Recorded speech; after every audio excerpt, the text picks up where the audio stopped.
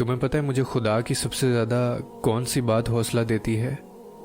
کہ اللہ کے لیے کچھ بھی ناممکن نہیں ہے۔ اللہ کبھی اپنے بندوں کو تنہا نہیں چھوڑتا۔ وہ رب جب مدد کرتا ہے نا تو بندہ حیران رہ جاتا ہے۔ اللہ سے اچھی امید رکھو، وہ آپ کی پریشانیوں کو سکون میں بدل دے گا، کیونکہ وہ یہ کر سکتا ہے، وہ یہ اختیار رکھتا ہے۔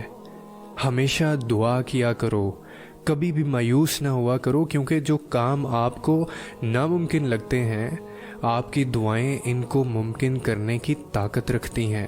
اور یقین کرو، جب اللہ سے تمہارا رشتہ مضبوط اور گہرا ہو جاتا ہے نا تو وہ تمہیں بھٹکنے نہیں دیتا۔ گناہ کے در پر کھڑے ہونے کے باوجود وہ تمہیں واپس کھینچ لائے گا۔ وہ تمہاری الفت کا جواب ضرور دے گا، اور وہ نمازوں میں سکون کی صورت میں، گناہوں سے اجتناب کی صورت میں، اور تمہاری پکار سن کر قبول کرے گا۔ وہ رب بہت مہربان ہے، تم اس پر یقین کر کے تو دیکھو۔ اور تم انسان ہو اس لیے نہیں سمجھ سکتے، اور ہم تو انسان ہیں نا، اسی لیے اس کی مصلحت کو نہیں سمجھ سکتے، لیکن وہ رب ہے، میری تمام مشکلوں کو دور فرمائے گا، اور تمہاری بھی۔ ہر انسان کو وہی ملتا ہے جو اس کے نصیب میں لکھا ہوتا ہے، لیکن جو لوگ اللہ تعالیٰ سے دعائیں مانگتے ہیں، اللہ پاک ان کو وہ نعمتیں اور وہ خوشیاں بھی عطا کرتا ہے جو نصیب میں نہ بھی لکھی ہوں۔ بے شک اللہ تعالیٰ ہر چیز پر قادر ہے۔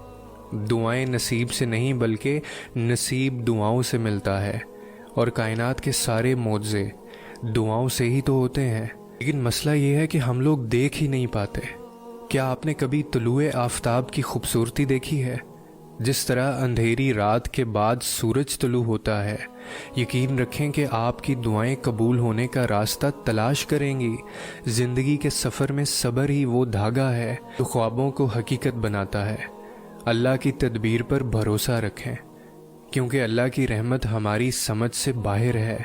آپ کا دل امید کا باغ بن جائے جسے آپ کی دعاؤں سے سیراب کیا جائے گا، اور یاد رکھیں کہ ہر لمحہ اپنے خالق کے ساتھ اپنے تعلق کو مضبوط کرنے کا موقع ہے۔ آپ کا مضبوط ایمانی سفر آپ کی پاکیزہ روح کو روشن کرتا ہے، لہٰذا پوچھو، یقین کرو اور انتظار کرو۔ اللہ کا جواب ہمیشہ انتظار کے قابل ہے، اور جواب ہمیشہ خوبصورت ہی ہوگا۔ اس پر آنکھیں بند کر کے بھروسہ کریں، وہ آپ کو انشاءاللہ کبھی مایوس نہیں ہونے دے گا۔ اسی طرح کیا آپ نے کبھی بارش کے بعد باغ کو پھلتے پھولتے دیکھا ہے؟ اگر کچھ دعائیں قبول نہ ہوں تو بھی اللہ کی حکمت پر بھروسہ رکھیں۔ آپ کی استقامت رائے گاہ نہیں جائے گی۔ امید، محبت اور احترام کے ذریعے اپنے خالق سے جڑیں۔ اس کی محبت کئی طریقوں سے ظاہر ہوتی ہے۔